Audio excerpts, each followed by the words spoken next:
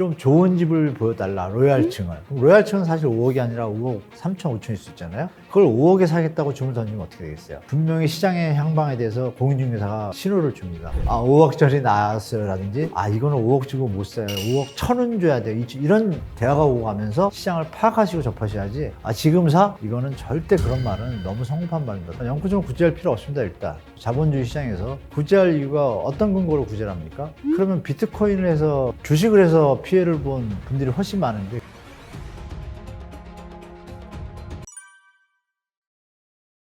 금리 인하 피벗이 시작되면 집값이 바로 온다는 근거는 잘 모르겠습니다. 저도 나름 경제 많이 보았는데 그런 경우는 제가 보질 못했고요. 금리 인하의 폭이 베이비 스텝을 밟을 것 같습니다. 왜냐하면 미국 경제는 지금 견조하거든요. 여러분, 중요한 겁니다. 미국 경제가 견조하다는 얘기는 실업률이 지금도 아직도 한 6% 정도 돼야 시장이 좀 펌핑이 안 되고 버블이 가라앉고 물가 조정이 되는데, 여러분들이 아시는 금리 인하라는 피벗 팩트 외에 다른 요인들이 많이 있습니다. 근데 물가가 내려가려면은 식량이라면 식량이 많이 나오고 공급이 많아지고, 또 석유라면 석유가 또 공급이 많아지거나 아니면 수요가 줄여야 물가가 잡히겠죠. 여러분들이 기억을 더듬으실 게 러시아 우크라이나 사태만 보시는데요, 라니냐 현상이라고 들어보셨을 거예요. 네, 엘니뇨 라니냐 현상이 쉽게 볼 게 아닙니다. 라니냐 현상이 이제 계절의 하반기에 나타나는 현상인데, 라니냐 현상이 벌어지면은 북반구는 한냉, 차가운 기운이, 아주 차가운 기운이 일시적으로 왔다 갔다 이게 반복됩니다. 남반구는 고온 건조하거나 홍수 가뭄이 벌어집니다. 그 현상이 뉴스에서 여러분 기억나실 거예요. 그것이 기후 위기다 이런 보도를 접하시면서 마이너스 40도, 폭설, 물 홍수, 가뭄, 태국 이런 얘기 많이 들었어요, 작년에. 그러면 이제 세계 4대 곡창지대가 있습니다. 미국하고 브라질하고 우크라이나하고 인도, 호주 이쪽이에요.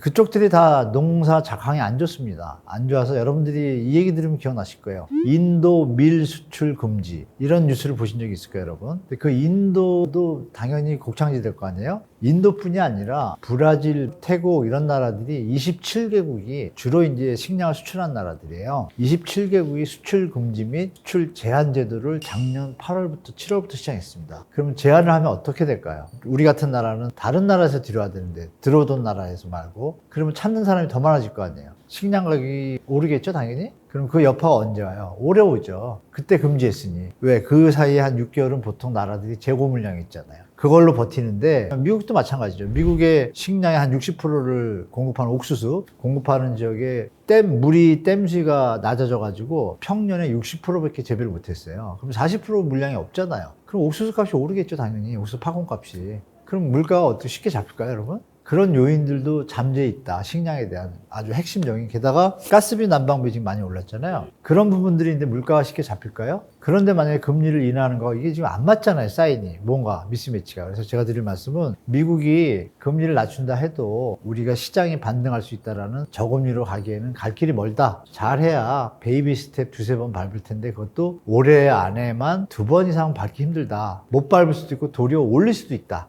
이거 두 가지를 본다라면 피벗을 통해 가지고 반등한다는 건 너무 성급한 판단인 것 같습니다. 어울릴 수도 있죠. 네, 제가 생각할 때는 만약에 물가가 조금 더 오르는 기미가 있고 실업률이 안 줄어서 버블 형태가 되는 느낌이 있으면 미국 정부에서는 아마 5.25까지도 가볍게 올릴 수 있습니다. 근데 잡혀지면 더 고맙겠죠. 일단 추세는 잡히는 추세로 가고 있으니까 제가 볼 때는 5%나 4.75에서 쭉 이어지지 않을까, 올 한 해. 저는 개인적으로 그렇게 보고 있습니다. 물론 경제 위기가 터지면 또 낮출 수밖에 없겠지만, 일단은 그런 게 없다라고 가정하고 경제 침체로 리세션으로 간다 그러면 4.75에서 5% 선에서 쭉 갈 것 같습니다. 올 한 해는. 내년은 이제 그때 가서 이제 미국의 상을 봐야겠죠. 우리나라 대한민국 부동산 정책이 여러분 집값이 올라갈 때나 내려갈 때나 항상 불만이고 비판적입니다. 그 이유는 주택 정책을, 국민을 위한 정책을 기반으로 해서 정책을 입안하고 선거 공약에 던져야 되는데, 이 정치하는 분들이 정치적인 개념에서 이걸 접근합니다. 예를 들면 어느 지역을 용적률을 올려주면 그 지역 사람들은 당연히 이 재산에 이익이 발생하니까 그 공약을 따라주겠죠. 근데 그 공약대로 했을 때 도시가 망가진다면 어떻게 되겠어요? 하면 안 되죠. 그럼 국민을 생각하면 그런 공약을 하면 안 되는 것이고, 그런 분위기를 언론들이 또 조장해도 안 되는데, 우리나라는 그때 그렇게 지내왔습니다. 그래서 여러분들이 아시는 냉온탕이 되는 거예요. 그러면 이제 부풀려 놓으면 당연히 버블이 터지고 집값이 막 오를 거고, 그러면 또 한 반대 정권에서 또 이걸 잡아야 되니까 잡을 때도 그러면 정상적으로 잡아야 되는데, 다주택자나 부자들이 나쁜 식으로 또 몰아쉬우잖아요. 논리적으로, 징벌적으로. 이것도 사실 좋은 건 아니죠. 다주택자 중에 투기적 요소만 가진 사람만 가려내서 나쁘다 그러고, 일반 다주택자나 한 번 임대를 나가지고 10년, 20년 하신 분들은 장기성이 있잖아요. 공익성도 있고. 이런 분들은 좀 긍지를 가게끔 해야 이게 협조가 되는데, 여야 할 것 없이 돌아가면서 반대편 비판하고 비판하는 반대 정책을 던지고 이러다 보니 국민들만 피곤하죠. 결정적인 건 뭐냐면, 공급 정책은 중장기적으로 일관화가 돼야 되는데, 그 부분에 대해서도 그나마 택지가 조성이 되면 그건 지을 수밖에 없잖아요. 그거 외에는 통일되는 의견이 없어요.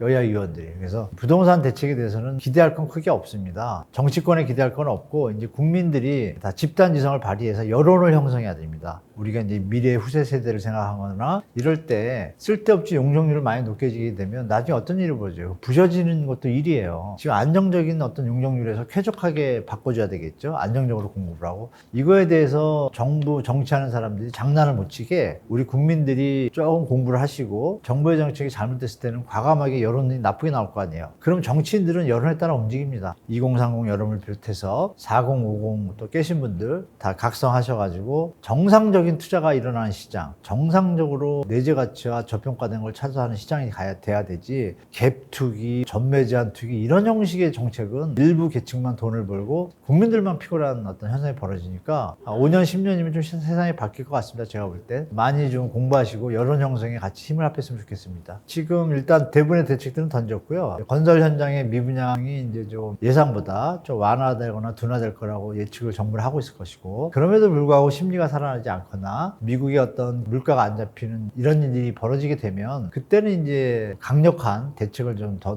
나올 텐데, 그때는 좀 일시적 반등이 있을 것 같습니다. 근데 그게 만약에 나왔다가 힘을 못 쓰면 진짜 우리는 일본형 버블의 형태로 갈 수도 있거든요. 심리가 완전히 죽게 됩니다. 역효과가 나죠. 제가 볼 때는 올 한 해는 정부도 이미 풀 만큼 풀었고, 뭐 임대사업자 제도 갖고 좀 만작되겠지만 이 대세를 거스르기는 좀 힘들 것 같습니다. 제가 누누이 말씀드렸던 국민들이나 실수요자층, 무주택 실수요자 서민들이 접근할 수 있는, 부담할 수 있는 적정 가격까지 내려오면 시장은 정부가 아무런 대책이 없어도 저절로 살아나거든요. 그런 시기를 잘 조절해서 정부가 대책을 완급을 잘 조절한다면 큰 무리 없이 정부가 원하는 대로 연착륙을 갈 수 있다고 봅니다. 근데 연착륙을 갈 수 있다고 본다는 얘기는 결국은 조정이 조금 더 시간이 필요하다고 말씀드릴 수 있겠습니다. 이때 사라는 말이 맞는 경우도 있습니다. 예를 들면 자산이 어느 정도 축적이 돼 있어요. 돼 있다가 작년이죠. 작년 봄에 이거 너무 비싸다라고 판단했는데 자산이 있음에도 불구하고 이건 너무 비싸다라고 주저해서 못 사신 분들이 계실 거예요. 그러니까 우리가 무주택 실수요자 중에 자산을 막 마련하시다가 집값이 너무 올라간 바람에 접근하지 못한 분도 계실 거고, 애초에 지금 준비 중이신데 너무 괴리가 큰 분도 계시고 그렇잖아요. 그렇다면 자산이 있었는데 집값이 너무 올라서 따라가지 못한 분들은 지금 이제 마음이 좀 흔들리실 거예요. 왜? 어느 정도 내려왔기 때문에 내 돈이면 살 수 있는데 주위를 보니까 더 내려간다고 해. 그래서 약간 시간을 보시고 시장을 보실 텐데, 그럴 경우에는 그냥 단순하게 이렇게 대충 묻지 마시고 정확하게 본인이 사시는 지역의 입주 물량, 그리고 뭐 3년 전의 가격, 5년 전의 가격, 그리고 흐름을 보시면 돼요. 거래량이 늘어나는지 안 늘어나는지. 거래량이 늘기 시작하면 주택 가격이 어느 정도 저점을 확인하는 시점이라고 보이니까 거래량 같은 거 추이를 계속 보시다가 거래량이 더 내려간다. 그런데 만약에 아까 말씀드렸던 입주 물량이 늘어난다. 그러면 당연히 가격 하락은 더 심해지겠죠? 그럼 이왕이면 조금 시장을 관찰하시면서 주택가격이 더 내려갈 수 있는지 여부 확인하시고, 더 내려갈 것 같으면 더 내려가는 시점에 그때 매수 신호를 던지시면 되고, 부동산에 가셔가지고 여기저기 미리 얘기해 두셨다가 하한선의 내고폭을, 만약에 시세가 5억이다 그러면 4억 5천짜리 집이 나오면 연락 주세요 하고 기다리시는 겁니다. 그러면서 시장을 기다리시면 되고, 그런데 저점이 계속 횡보되거나 올라갈 기미가 있다. 그러면 그때는 부동산에다 연락을 취하셔가지고 부동산이 5억 선에서 똑같은 시세, 똑같은 5억이라도 좋은 집이 있고 나쁜 집이 있잖아요. 같은 단지라도. 그 5억에 내놓고 좀 좋은 집을 보여달라, 로얄층을. 그럼 로얄층은 사실 5억이 아니라 5억 3천, 5천일 수 있잖아요. 그걸 5억에 사겠다고 주문을 던지면 어떻게 되겠어요? 분명히 시장의 향방에 대해서 공인중개사가 신호를 줍니다. 5억짜리 나왔어요 라든지 이거는 5억 주고 못 사요. 5억 1,000원 줘야 돼요. 이런 대화가 오고 가면서 시장을 파악하시고 접하셔야지 지금 사? 이거는 절대 그런 말은 너무 성급한 말입니다. 돈이 한두 푼도 아니고 여러분 평생을 모아야 되는 거의 수준의 큰 돈인데 지금 사야 돼 이 소리에 절대 이거 계약하시면 안 되고요. 음식점을 하나 갈래도 예약하고 뭐하고 막 그런 것처럼 큰 돈이면 상식적으로 생각하셔도 조금 시간을 들이셔야죠. 하루 정도 이틀 정도 심혈을 기울이시면 제가 볼 때는 이게 적정 매수 시점을 찾으시는데 큰 도움이 되실 겁니다.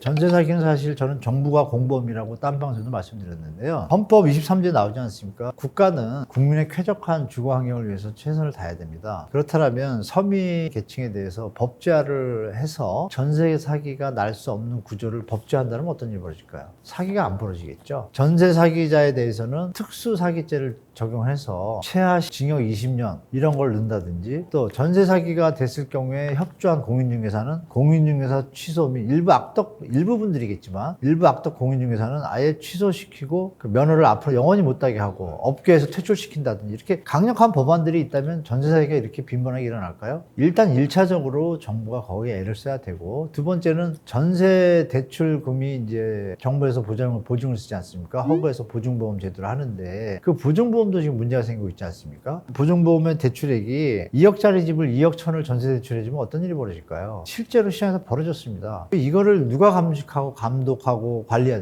됩니까? 금융기관하고 금융위원회하고 금융감독은 정부가 관리를 해야죠. 그걸 안 했습니다. 그래서 제가 정부가 공범이라고 말씀드린 거예요. 이제 공무원이 더 이상 이런 식에 대해서 반감만 하고 있어서는 안 된다고 생각합니다. 젊은이들이 너무 피해를 많이 보고 있고 제가 봐도 그 덕분에 이제 집값이 오르고 이런 피해들이 겹쳐지면서 결혼도 또 덜하게 되고 출산율도 저조고 국가 미래에 안 좋은 일들로 연결지는 어떤 원흉이라고도 저는 생각해요. 심각하게 보면. 그리고 이제 전세 사기에 대해서 문제가 터질 경우에 공인중개사 페널티를 법제화를 더 강력하게 아까도 말씀드렸지만 미리 그 공인중개사 설명을 할 때 현재 시세 가격, 주위 가격 다 기입하게 하고 만약에 경매가 됐을 때 보증금을 찾을 수 있을지 없을지 여부까지 체크를 하는 거예요. 공인중개사가 뭔가요? 공인된 사람이 이 물건이 하자가 없다라고 판단할 때 하는 것이잖아요. 근데 하자가 생기는데 공인중개사 빠져요. 지금은 법이. 이런 부분에 대해서 명료하게 페널티를 매긴다면 제가 볼 땐 전세 사기율은 지금의 100분의 1로 줄 것입니다. 그렇게 말씀드리겠습니다. 근데 전세 들어가실 때 그것만 체크하시면 됩니다. 신축 빌라는 매매 시세에 무조건 70% 이상이면 들어가지 마십시오.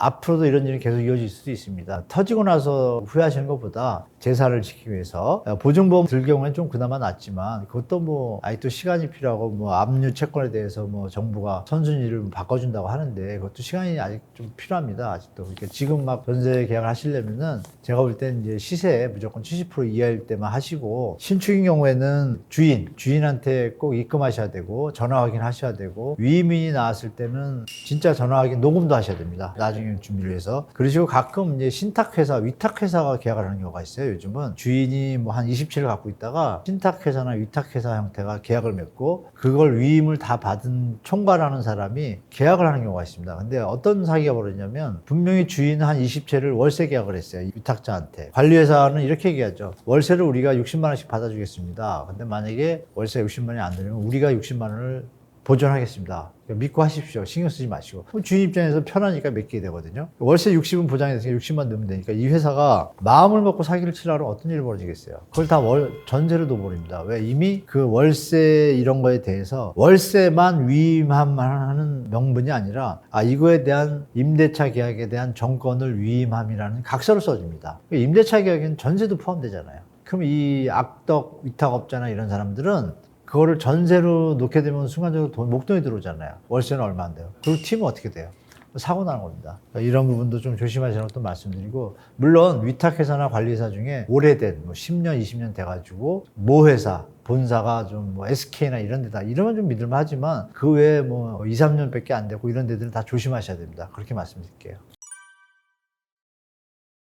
영끌족에 대해서 뭐 제가 누누이 말씀을 드리지만 영끌족은 구제할 필요 없습니다. 일단 자본주의 시장에서 구제할 이유가 어떤 근거로 구제를 합니까? 그러면 비트코인을 해서 주식을 해서 피해를 본 분들이 훨씬 많은데 그분부터 구제하는 게 정상 아닌가요? 아니면 자영업자분들부터 구제하는 게 진짜 국민을 위한 길 아닙니까? 영끌하신 분들은 두 가지 경우가 있겠죠. 투자와 자본 시세 차익을 노리고 하신 분도 계시고 본의 아니게 이제 들쑥날쑥하는 정부의 정책과 뭐 저금리 이런 걸로 인해서 폭등하는 주택 가격에 대해서 불안감을 느껴서 사신 분도 계실 거예요. 그럼 간단합니다. 일단 구제는 다 안 해주는 걸로 원칙으로 하고 그래야 공정하죠. 단 자녀가 있고 자녀가 아기가 있다든지 아기들이 초등학생이라서 집이 이제 방을 만들어야 되는 그런 경우가 있잖아요. 근데 집값이 너무 오르니까 부담감을 느껴서 진짜 영끌에서 산 실소유자, 실거주자용들이 있습니다. 그분들은 분별이 가능합니다. 근데 그분들은 파산이 되면 어떻게 돼요? 가정이 해체가 되고 문제가 되니까 크지만 일반 영끌자들은 솔로가 많잖아요. 젊잖아요. 다시 일어서시면 됩니다. 그럼 다시 자본시장에서 다시 투자를 해서 회복하시면 되고 이분들은 일시적으로 그냥 자본의 문제뿐이 아니라 가정의 해체라든지 생산 주체이면서도 소비 주체가 되잖아요. 경제 우리 전체를 크게 봤을 때 그 가정들이 다 파산이 되면 어떤 일이 벌어지나요? 비용들이 더 지출이 됩니다. 국가 입장에서. 그러면 그거는